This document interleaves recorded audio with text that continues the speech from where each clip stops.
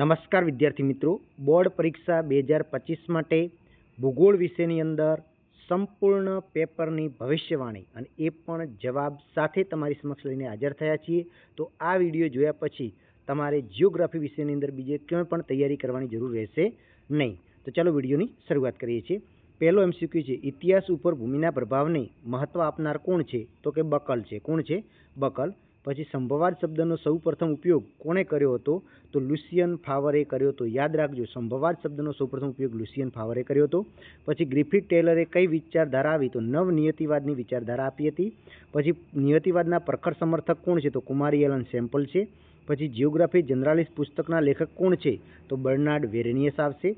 પછી માનવ ભૂગોળમાં કેન્દ્ર સ્થાને કોણ છે? તો માનવ કેન્દ્ર સ્થાને છે માનવ ભૂગોળમાં. પછી ભારતમાં સૌથી ઓછો સાક્ષરતા ધરાવતું રાજ્ય કયું છે? તો બિહાર સૌથી ઓછી સાક્ષરતા ધરાવે છે. ભારતમાં સૌથી વધુ કઈ ભાષા બોલાય છે? તો ભારતમાં હિન્દી સૌથી વધારે ભાષા બોલાય છે.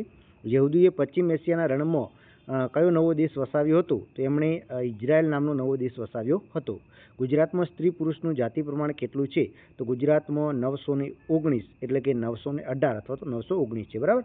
પછી લોકશાહીને સફળ બનાવનાર, તો સાક્ષરતા એ લોકશાહીને સફળ બનાવનાર નિર્ણાયક પરિબળ છે.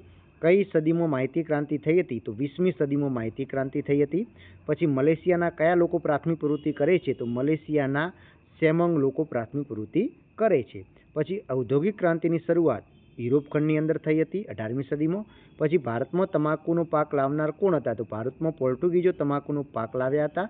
દક્ષિણ ભારતના કયા લોકો પ્રાથમિક પ્રવૃત્તિ કરે છે? તો દક્ષિણ ભારતના પાલિયન લોકો પ્રાથમિક પ્રવૃત્તિ કરે છે. પછી સંદેશાવ્યવહારને ખૂબ જ સરળ બનાવનાર કોણ છે? તો ઇન્ટરનેટ એ સંદેશાવ્યવહારને સરળ બનાવનાર છે. પછી મનોરંજક સેવાઓની પ્રાપ્તિ થાય છે? તો કે મનોરંજક સેવાઓથી આનંદની પ્રાપ્તિ થાય છે. જેનું કાર્ય ચિંતન, સંશોધન અને વિકાસ માટે નવા વિચારો આપવાનું છે એ પ્રવૃત્તિ એટલે ચતુર્થક પ્રવૃત્તિ. પછી ઇન્ટરનેટના આંતરરાષ્ટ્રીય વ્યવહારનું ઉદ્ગમ કેન્દ્ર યુએસએ કયો દેશ છે? યુએસએ છે. પછી વિશ્વની સૌથી લાંબી પાઇપલાઇન કઈ છે? તો કોમેકોન એ વિશ્વની સૌથી લાંબી પાઇપલાઇન છે અને બિગ ઇચ એ સૌથી પ્રસિદ્ધ છે. પરિવહનનું કયું વાહન પ્રદૂષણ ફેલાવતું નથી? તો પરિવહનનું સાયકલ એ પ્રદૂષણ ફેલાવતું નથી. પછી વિશ્વની સૌથી મોટી સડક પ્રણાલી તો યુએસએ દેશમાં છે. પછી ભારતનું સૌથી મોટું રાષ્ટ્રીય સંસ્થાન કયું છે? તો ભારતીય રેલ છે. વિશ્વમાં સૌપ્રથમ રેલવેની શરૂઆત ક્યારે થઈ હતી? તો 1825માં થઈ હતી. ભારતની વાત આવે તો 1853માં થઈ હતી રેલવેની. ભારતમાં પ્રથમ બોલતી શ્વેતશ્યામ ફિલ્મ કઈ હતી? તો આલમ આરા એ ભારતની બોલતી પ્રથમ શ્વેતશ્યામ ફિલ્મ હતી. હિન્દી ફિલ્મો કયા નામે ઓળખાય છે? બોલિવૂડ નામે ઓળખાય છે. દૂરસંચાર વ્યવસ્થાને ઝડપી અને સરળ બનાવનાર કોણ છે? તો ઇન્ટરનેટ છે. વિશ્વની સૌથી મોટી ઇલેક્ટ્રોનિક પ્રણાલી કઈ છે? તો કે ઇન્ટરનેટ છે. પછી કાગળ વગરની ટપાલ સેવા એટલે એને ઈમેલ કહેવામાં આવે છે. પછી ભારતમાં રેડિયોનું પ્રથમ પ્રસારણ 1923માં થયું હતું.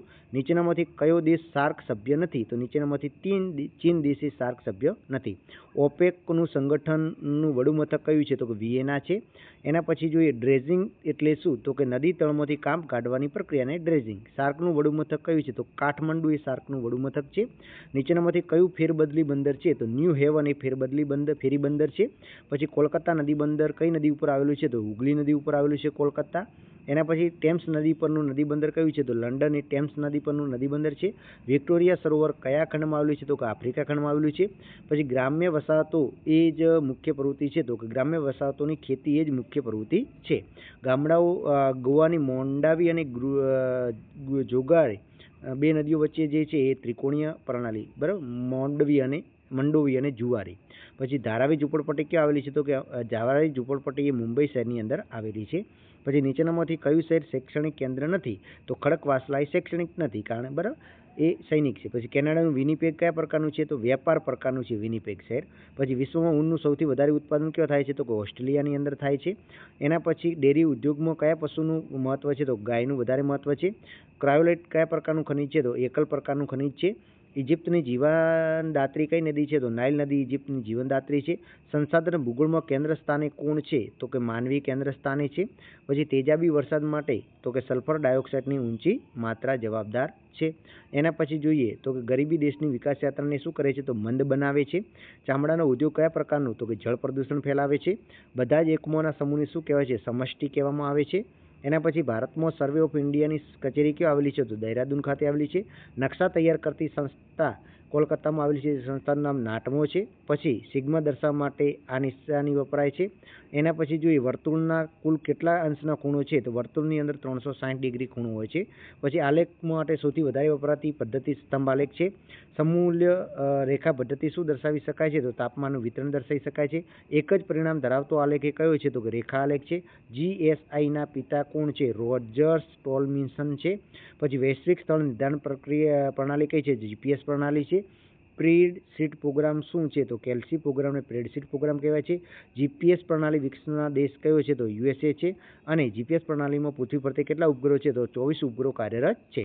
સેક્શન બી ની વાત કરીએ તો કયા સમયગાળાને સંશોધન યુગ કહે છે, તો 15મી સદીના ઉત્તરથી 18મી સદી સુધીના સમયગાળાને સંશોધન યુગ કહે છે. જીન બ્રુસે આપેલી માનવ ભૂગોળની વ્યાખ્યા, તો માનવ ભૂગોળ એવા બધા જ તત્વોનો અભ્યાસ કરે છે જે માનવીની ક્રિયા અને પ્રતિક્રિયાથી પ્રભાવિત થાય છે. વૈશ્વિક સમસ્યાઓ કઈ કઈ છે, ગરીબી, ભૂખમરો, દુષ્કાળ, યુદ્ધો, રંગભેદ, જાતિભેદ, વર્ગવિગ્રહ, પ્રદૂષણ, આતંકવાદ વગેરે સમસ્યાઓ છે. ખનિજ એટલે શું, તેના પ્રકાર જણાવો, તો નિશ્ચિત અણુરચના, રાસાયણિક બંધારણ અને સમાન ગુણધર્મ ધરાવતા ઘન પ્રવાહીને વાયુમય પદાર્થને ખનિજ કહે છે. ખનિજના બે પ્રકાર છે, ધાત્વિક ખનિજ અને અધાત્વિક ખનિજ. તૃતીયક પ્રવૃત્તિ એટલે શું, તો કિંમત ચૂકવીને પ્રાપ્ત કરી શકાય તેવી સેવાઓને તૃતીયક પ્રવૃત્તિ કહે છે. ચતુર્થક પ્રવૃત્તિ એટલે શું, તો માનવીને અપાતી વિશિષ્ટ પ્રકારની સેવાઓને ચતુર્થક પ્રવૃત્તિ કહે છે. એના પછી સિલિકોન વેલી એટલે શું, તો ઇન્ફોર્મેશન ટેકનોલોજી સંદર્ભે ઘણા બધા વિકસિત ઉદ્યોગ ગૃહનું એક સંકુલ એટલે સિલિકોન વેલી. ઇન્ફોર્મેશન ટેકનોલોજીના ઉપયોગથી કયા નવા ક્ષેત્રોનો વિકાસ થયો છે, તો કે જીનેટિકલ એન્જિનિયરિંગના નવા ક્ષેત્રોનો વિકાસ થયો છે. સેવાના મુખ્ય વિભાગો કયા કયા છે, સ્વાસ્થ્ય અને કલ્યાણ, શિક્ષણ, મનોરંજન, પરિવહન, સમાજ કલ્યાણ, દૂરસંચાર, વેપાર, બચત વગેરે. ભારતનો આંતરિક જળમાર્ગ કઈ નદી પર આવેલો છે, તો એ ગંગા નદી ઉપર આવેલો છે. અને 2 નંબરનો એ બ્રહ્મપુત્ર. એશિયા અને યુરોપને જોડતો આંતરખંડીય રેલમાર્ગ કયો છે, ટ્રાન્સ સાઇબિરિયન રેલમાર્ગ છે. સુવર્ણ ચતુર્ભુજ યોજના શું છે, તો ભારતના 4 મહાનગરો દિલ્હી, મુંબઈ અને કોલકાતા અને ચેન્નઈને જોડતો ધોરીમાર્ગ જે બનાવવામાં આવ્યો છે તેને સુવર્ણ ચતુર્ભુજ યોજના કહી છે. ભારતનો સૌથી લાંબો રાષ્ટ્રીય ધોરીમાર્ગ કયો છે, કયા બે, તો કે ધોરીમાર્ગ નંબર 7 છે જે વારાણસીને કન્યાકુમારીથી જોડે છે. સંચાર એટલે શું, તો સંચાર એટલે એક સ્થળેથી બીજા સ્થળે માહિતી કે સંદેશો મોકલવાની કે પ્રાપ્ત કરવાની વિસ્તૃત વ્યવસ્થાને સંચાર તંત્ર કહે છે. પછી વ્યક્તિગત સંચાર તંત્રમાં ટેલિફોન, સેલફોન, ઈમેલ, ટપાલ સેવા, આંગળીયા વગેરે. ભારતનો પ્રથમ ઉપગ્રહ છે આર્યભટ્ટ હતો. અદ્યતન કમ્પ્યુટરના પિતા તરીકે ચાર્લ્સ બેબેજને ઓળખવામાં આવે છે. સંચાર તંત્ર એટલે શું, આગળ આવી ગયું છે. પછી વ્યક્તિગત આવી ગયું છે. ફેક્સ એટલે શું, તો એક સ્થળના કાગળ પરના લખાણ કે ચિત્રની આબેહૂબ પ્રતિકૃતિ અન્ય સ્થળના કાગળ પર કે ફેક્સ મશીન પર દ્વારા છાપવાની પ્રક્રિયાને ફેક્સ કહે છે. સૌથી મોટી ઇલેક્ટ્રોનિક પ્રણાલી કઈ છે, તો ઇન્ટરનેટ છે. ભારતનું પ્રથમ સમાચાર પત્ર કયું હતું, બંગાળ ગેઝેટ હતું. ભારતમાં આકાશવાણીનું પ્રથમ પ્રસારણ ક્યારે થયું હતું, તો 1923માં મુંબઈ ખાતેથી. વ્યાપાર એટલે શું, તેના પ્રકાર જણાવો, તો કે વિશ્વના લોકોની જુદી જુદી ચીજવસ્તુઓની જરૂરિયાતો સંતોષવા તેમજ જરૂરી સેવાઓ પૂરી પાડવા માટે ચીજવસ્તુઓ અને સેવાઓની જે આપલે કરવામાં આવે છે એને વેપાર કહેવામાં આવે છે. વેપારના 2 પ્રકાર છે, આંતરરાષ્ટ્રીય વેપાર અને આંતરિક વેપાર.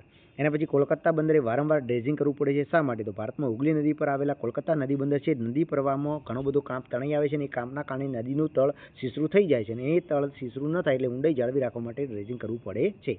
આદિમ સમાજમાં વેપારનું વિનિમય વ્યવસ્થા હતી, બરાબર. પ્રારંભિક શરૂ. ગુજરાતમાં ફેરબદલી માટેનું બંદર કયું છે, તો કે સલાહ એ ગુજરાતનું ફેરબદલી માટેનું બંદર છે. નકશાપૂર્તિ માટે પણ યાદ રાખજો. આસિયાન સંગઠનનું વડું મથક કયું છે, તો કે આસિયાન સંગઠનનું વડું મથક એ જકાર્તા છે. ફેરી બંદર એટલે શું, તો કે નાના બંદરો સરળ બનાવવા માટે ગાઢ વસ્તીવાળા નગરો અથવા સ્થળોએ વિકસાવવામાં આવેલા છે.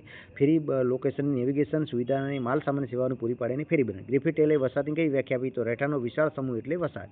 ત્રિકોણીય પ્રણાલી મુખ્યત્વે ક્યાં જોવા મળે છે, તો 2 નદીઓના સંગમ સ્થાને. પછી નવ આયોજિત વહીવટનગર કયા છે, ચંદીગઢ અને ગાંધીનગર. ક્ષેત્ર કાર્ય એટલે શું, તો કે માહિતી એકત્ર કરવા વ્યક્તિ જે તે પ્રદેશની પ્રત્યક્ષ મુલાકાત લે તેને ક્ષેત્ર કાર્ય ફીલ્ડ વર્ક કહેવાય છે. પ્રશ્નાવલી ઉત્તર આપનારને શું કહેવાય છે, તો ઉત્તર આપનારને ઉત્તરદાતા અથવા તો પ્રતિભાવી કહેવાય છે.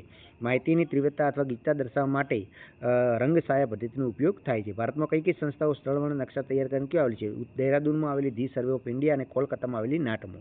એક બહુલકીય માહિતી કોને કહેવાય છે, એક જ બહુલક હોય તેવી અંકાત્મક માહિતીને એક બહુલકીય માહિતી કહેવાય. નાટમોનું પૂરું નામ જણાવો, national atlas and thematical mapping organisation થાય છે. રંગછાયા પદ્ધતિની ખામી એ જણાવો, તો રંગછાયા પદ્ધતિ ખામી એ છે કે જ્યાં ભાત બદલાય તો તદ્દન બાજુમાં આવેલા પ્રદેશની ગીચતા બદલાઈ જાય છે અને સમાન વસ્તીવાળું વર્ગીકરણ જ્યારે પર્વત અથવા મેદાન એમ બંને પ્રદેશને આવરી લે છે ત્યારે ગીચતા વિશેનો ખોટો આભાસ ઊભો થાય છે. ટપકું પદ્ધતિ ટૂંકમાં સમજાવું તો આ પદ્ધતિનો ઉપયોગ સૌથી વધારે ઉપયોગ વસ્તી અને તેના જુદા જુદા પાસા દર્શાવવા માટે કરવામાં આવે છે.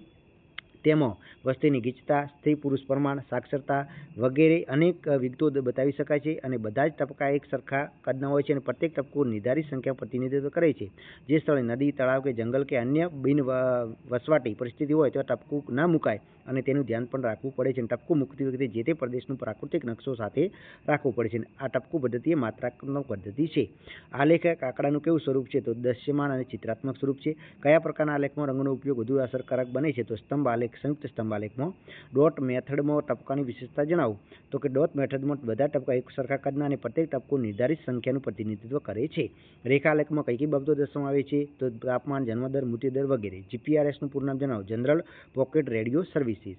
વેક્ટર ડેટા એટલે શું? વેક્ટર એટલે દિશા સાથે પરિણામ દર્શાવતી માહિતી અને રાસ્ટર એટલે જેમાં સામાન્ય રીતે એવી તસવીરો હોય છે જેનો પિક્સલનો ઉપયોગ થયેલો હોય છે, એટલે કે અવકાશીય ઉપગ્રહ દ્વારા લીધેલી હોય છે. કમ્પ્યુટરનો હાર્ડવેર એટલે શું તો કમ્પ્યુટરના ભૌતિક સાધનોને જે તે સ્પર્શ કરી શકાય તેને જોઈ શકાય તેને કમ્પ્યુટર હાર્ડવેર. હવે સેક્શન C ની વાત કરીએ તો કે ભારતના ભાષાકીય માળખાનો ખ્યાલ આપો. તમે જોઈ શકો છો કે ભારતમાં હિન્દી સૌથી વધારે, બીજા ક્રમે બંગાળી બોલાય છે. અંગ્રેજી ઉપરાંત 22 ભાષાઓ બંધારણીય રાજ્યમાન્ય ભાષાઓ છે. ગુજરાતીનું સ્થાન 7મું છે. ભારત ભાષાઓ રાષ્ટ્રીય અને રાષ્ટ્રીયતા સાથે ગાઢ અને ભાવાત્મક સંબંધ છે.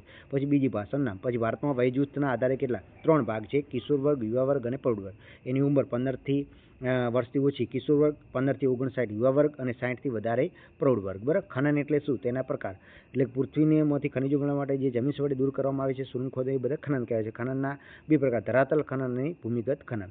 દ્વિતીયક પ્રવૃત્તિના લક્ષણો ખાસ યાદ રાખજો તો કે માનવી દ્વારા કાચા માલમાંથી રૂપાંતરિત ચીજવસ્તુ બનાવવામાં આવે છે. અહીં પ્રાથમિક ક્ષેત્રના ઉત્પાદનનું મૂલ્ય વધી જાય છે. દ્વિતીયક પ્રવૃત્તિના કારણે પ્રાથમિક ક્ષેત્રનું મૂલ્ય વધી જાય છે અને કપાસની કિંમત કરતાં તેમાંથી બનાવેલ તારની કિંમત વધી જાય છે. તૃતીયક પ્રવૃત્તિના ઉદાહરણ આપો તો કે માનવીને આપી શકાય તેવી સેવાઓની તૃતીયક પ્રવૃત્તિ કહે છે. સ્વાસ્થ્ય, કલ્યાણ, શિક્ષણ વગેરે તમે લખી. સિલિકોન વેલી એટલે શું? ઇન્ફોર્મેશન ટેકનોલોજીના સંદર્ભે ઘણા બધા વિકસિત ઉદ્યોગગૃહનું જે સંકુલ છે અને સિલિકોન વેલી કહે છે. તે યુએસએના બોસ્ટન અને કેલિફોર્નિયાના સિલિકોન વેલી ઔદ્યોગિક સંકુલો આવેલા છે, ટેકનોલોજીના પાર્ક આવેલા છે. પછી BSNL દ્વારા કઈ સેવાઓ પૂરી પાડવામાં આવે છે તો તમે સ્ક્રીન ઉપર જોઈ શકો છો. આ બધી સેવાઓ BSNL દ્વારા પૂરી પાડવામાં આવે છે. પછી અગત્યનો પ્રશ્ન છે, દૂરદર્શન સૌથી વધુ અસરકારક માધ્યમ છે, શા માટે? તો એ પણ એકદમ સરળ છે, મૌલિકતાથી તમે લખી શકો છો. બરાબર, તૈયાર કરી દેજો. પછી બંદરો આંતરરાષ્ટ્રીય વેપારના પ્રવેશદ્વાર કહેવામાં આવે છે, શા માટે? તો એ પણ તમે જોઈ શકો છો, કારણ કે દુનિયાના આંતરરાષ્ટ્રીય છે બંદરો કેમાં કહેવામાં આવે છે. બરાબર. આની PDF ફાઇલ આપણી ટેલિગ્રામ ચેનલ ઉપર તમને સવારે વહેલી મળી જશે. એટલે ટેલિગ્રામ ચેનલ જે છે, ટેલિગ્રામ ચેનલ વાપરતા હો તો વન ટચ એજ્યુકેશન લખી અને સર્ચ કરશો એટલે મળી જશે. પછી ગેટની સમજૂતીના ધ્યેયો તો ખાસ યાદ રાખજો. જુદા જુદા દેશો વચ્ચે વેપાર સંબંધો પરવતા ભેદભાવો દૂર કરવા, આયાત જકાત ઘટાડી નાબૂદી કરવી, પછી વેપાર આડે આવતા અવરોધો દૂર કરવા, વિકાસશીલ દેશોની ઔદ્યોગિક વસ્તુઓ અને વિકસિત દેશોમાં બજારો સુલભ કરવા. OPEC સંગઠનના હેતુઓ છે, તમે સ્ક્રીનશોટ પણ લઈ શકો છો લેવો તો. છૂટી છવાઈ વસાહતના લક્ષણો તો આનો પણ ફટાફટ સ્ક્રીનશોટ લેવો તો લઈ શકો છો. પછી ભારતમાં શહેરી વસ્તીના માપદંડો છે તો ખાસ યાદ રાખો. કુલ જનસંખ્યા કેટલી? 5000થી વધારે. પ્રત્યેક ચોરસ કિમી વસ્તી ગીચતા 400થી વધારે અને કામ કરનાર લોકોની સંખ્યામાં 15 વર્ષથી વધારે ઉંમરમાં બિનખેતીકી એટલે કે લોકો જોડાયેલા હોવા જોઈએ. 75% લોકો બિનખેતીકી કામ કરે. પછી પશુપાલનનો વેપારિક ધોરણે કરી શકતા નથી, એ એનું કારણ છે. પછી ભૂમિ સંધાન સાથે જોડાયેલી સમસ્યાઓ છે તો આ 5 સમસ્યાઓ તમારે લખવી પડે. બરાબર. એના પછી સંસાધન વર્ગીકરણ કરવાનું છે, માલિકીના આધારે પુનઃપ્રાપ્ત, પછી બહુલક શોધવાનું છે, એક પણ આપણે સમષ્ટિ ઉદાહરણ આપી સમજાવું. મધ્યસ્થ શોધવાનું, મધ્યસ્થ છે. બરાબર. સ્તંભ આલેખમાં કઈ બાબતો ધ્યાનમાં રાખવાની છે ટપકું પદ્ધતિ વખતે. હવે એના પછી સેક્શન D ની વાત કરીએ તો ખૂબ IMP છે, નિયતિવાદ અને નિશ્ચયવાદનો તફાવત, સ્ક્રીનશોટ લઈ શકો છો. પછી ખેતી આધારિત આનુવંશિક પ્રવૃત્તિઓ છે, આ પણ એકદમ ઇઝી છે. પશુપાલન દ્વારા દૂધની બનાવટો તૈયાર કરી, મરઘા, બતક ઉછેર કરીને ઈડો માંસ મેળવવા, ફૂલોની ખેતી કરી સુગંધિત દ્રવ્ય ઔષધિ મેળવવી, મધમાખીનું ઉછેર કરી મધ મેળવવું, તેલબીજાનું પિલાણ કરી અને ખાદ્ય તૈયાર કરવું, શેતોની ખેતી, રેશમ, વેપારી પશુપાલન વિશે નોંધ લખો, આનો પણ સ્ક્રીનશોટ લઈ લો. ઉચ્ચસ્તરીય સેવાઓ જણાવો, સુએઝ નહેર વિશે. પછી પરિવહન સંબંધિત સમસ્યાઓ છે, ફટાફટ સ્ક્રીનશોટ લઈ લો. બરાબર, કારણ કે વાંચવા જશું તો વધારે સમય લેશે. પછી ઇન્ટરનેટના કારણે દુનિયા નાની બની ગઈ છે, આકાશવાણી ઉપયોગી સમૂહ માધ્યમ છે, ચલો ફટાફટ લઈ લો. ચલો પછી વિશિષ્ટ આર્થિક પ્રદેશો, સ્પેશિયલ ઇકોનોમિક ઝોન, આ તો ખાસ લઈ લેજો, તૈયાર કરી દેજો. બરાબર. ભૂમિ પ્રદૂષણ એટલે એની અસરો, આ બધું મૌલિકતાથી તમે લખી શકો છો. માત્રાત્મક પ્રવાહ આલેખ છે. પછી વિભાજિત વર્તુળ આલેખ તમારે દોરવાનું છે. GPS વિશે ટૂંકમાં માહિતી. સેક્શન એની વાત કરી તો વસ્તી ગીચતા ઉપર પરિબળો, ભૌગોલિક પરિબળો અને આર્થિક પરિબળો ઉપર પણ તમે નજર કરીને જજો. અક્ષાંશ છે, ભૂપૃષ્ઠ છે, આબોહવા છે, જમીન છે. ભારતના આંતરિક જળમાર્ગો છે, ફટાફટ સ્ક્રીનશોટ લઈ લો. ચાલો એના પછી વિશ્વના મહત્ત્વના રેલ માર્ગો વિશે પણ પૂછી શકે છે, સ્ક્રીનશોટ લઈ લો. ચાલો ઓકે છે ને, એકદમ સરળ છે. ગ્રામીણ વસાહત છે, બરાબર. પછી જળ પ્રદૂષણ અને તેના નિવારણના ઉપાયો છે. ગરીબી વાળો પ્રશ્ન ખાસ આવશે આ વખતે, આ પણ લઈ લેજો. પ્રદૂષણ અટકાવવાના પ્રદૂષણના પ્રકારો છે, નકશા પૂર્તિ માટેનું છે. તો આઈ હોપ કે આ વિડીયો તમને પસંદ આવે. આની ટેલિગ્રામ ચેનલ ઉપર PDF ફાઇલ મળી જશે, જોઈન કરી નાખજો. જો આપણે એમાં 8,000 જેટલા જોઈન કરશે, 7,000 ઉપર તો છે જ, પણ 200 ખૂટે છે, 200 પૂરા થશે તો જ એમાં સવારે મૂકવામાં આવશે. કારણ કે ઘણા બધા વિદ્યાર્થીઓ જોઈન નથી કરતા, એટલે આપણે એમાં મૂકતા નથી.